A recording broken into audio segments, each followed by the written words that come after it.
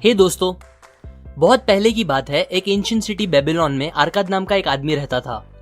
वो बहुत ही दयालु था, खूब सारे पैसे दान करता था और बहुत खर्चे करता था, पर फिर भी उसकी दौलत हमेशा बढ़ती ही रहती थी, इतनी कि वो उसे खर्च भी नहीं कर पाता था। एक दिन उसे उसके पुराने दोस्त मिले। हैरान परेशान दोस्तों ने अरकाद से पूछना स्टार्ट किया कि अरकाद, तुम इतने खुशकिस्मत कैसे हो? आज तुम बेबीलोन के सबसे अमीर इंसान हो, जबकि हमारा 2 वक्त की रोटी कमाना मुश्किल है। तुम सबसे महंगे कपड़े पहनते हो, अच्छा अच्छा खाना खाते हो, जबकि हम सादे कपड़े और सादे खाने से ऊपर सोच भी नहीं सकते। पर एक टाइम था जब हम सब एक जैसे ही थे, एक ही टीचर से पढ़ते थे, एक ही गेम खेलते थे। तब तुम हमसे बेहतर नहीं थे, ना तुम में कोई एक्स्ट्रा हुनर था। हमने मेहनत भी सेम ही की। फिर बताओ अरकाद, क्यों ऊपर वाला बस तुम पर मेहरबान हुआ, हम पर नहीं? ये सुनकर अरकाद ने कहा, मैं जरूर बताऊंगा मेरे दोस्तों।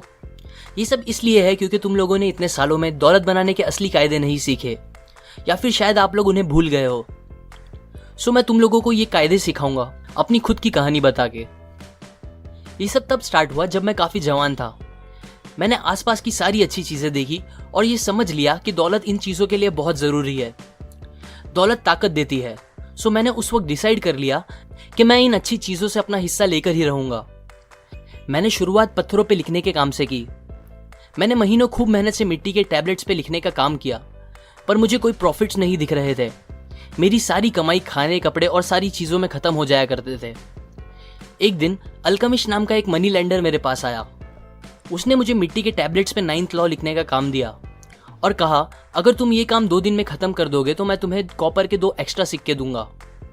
ये सुन के मैंने जोरों से काम करना स्टार्ट किया, पर जब 2 दिन बाद अल्केमिस्ट वापस आए तब तक काम खत्म नहीं हुआ था। वो बहुत गुस्सा थे। फिर भी हिम्मत जोड़ के मैंने कहा, अल्केमिस्ट, तुम बहुत अमीर इंसान हो, मुझे भी प्लीज बताइए मैं कैसे अमीर बन सकता हूँ, और मैं वादा करता हूँ इसके बदले मैं बिना पैसे लिए आपको कल तक ये काम खत्म करके दे दूंगा। अल्केमिस्ट हंसने लगे और कहा, मुझे तुम्हारी हिम्मत पसंद आई। तुम मेरा काम खत्म करो और मैं कल तुमको अमीर बनने के सीक्रेट्स बता दूंगा। फिर मैंने रात भर काम करके उनके टैबलेट्स तैयार कर दिए। दूसरे दिन जब वो आए तब मैंने उन्हें कहा, आपका काम हो गया है, अब मुझे प्लीज बताएं अपने सीक्रेट्स। अल्केमिस्ट ने कहा, ठीक है अरकाद, गौर से सुनो। मुझे अमीर बनने का रास्ता मिल गया जब मैंने ये डिसाइड किया कि मेरी कमाई का एक हिस्सा मुझे हमेशा अपने आप को देना चाहिए। मैंने सोचते हुए पूछा, बस यही? उन्होंने मुस्कुरा के कहा, बस यही ने एक भेड़ चराने वाले आदमी को एक मनी लेंडर बना दिया, जो कि तुम्हारे सामने खड़ा है। क्या तुम कपड़े बनाने वाले को उसके काम के लिए पैसे नहीं देते, सैंडल बनाने वाले को और बाकी सब लोगों को?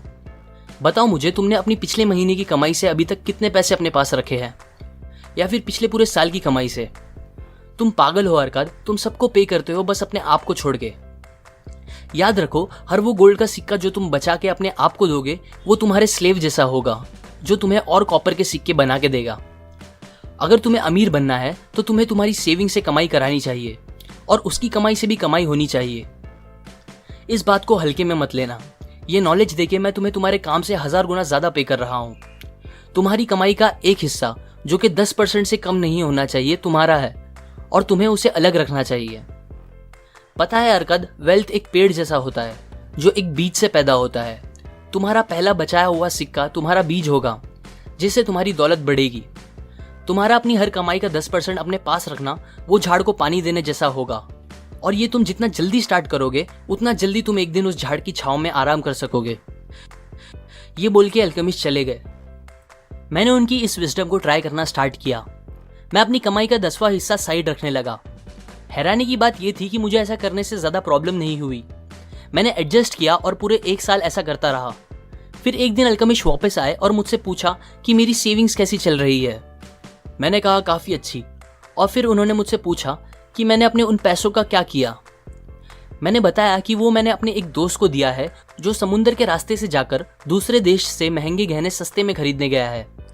हम वो गहने बेबीलोन में महंगे बेच के ज्यादा पैसे कमाएंगे। उन्होंने मुझसे पूछा कि मेरा दोस्त क्या यही काम करता है।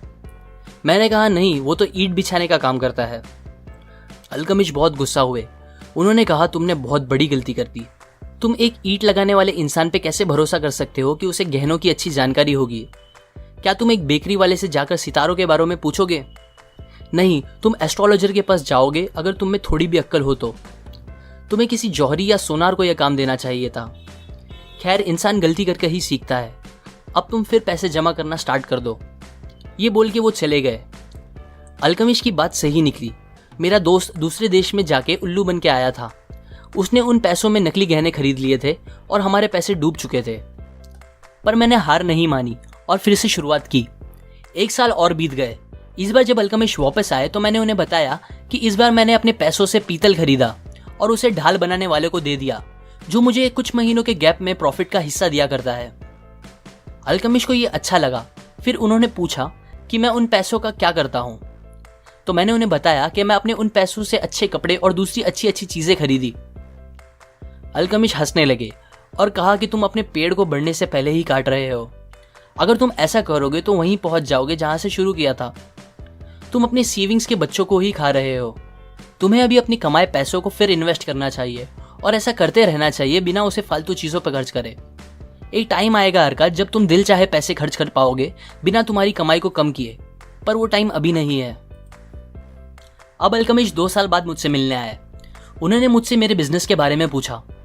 मैंने कहा अभी तक जितना मैं चाहता था उतने पैसे तो नहीं कमा रहा, पर हाँ, मेरी इन्वेस्टमेंट पैसे बना रहे हैं और उसके बच्चे के बच्चे भी पैसे बना रहे हैं।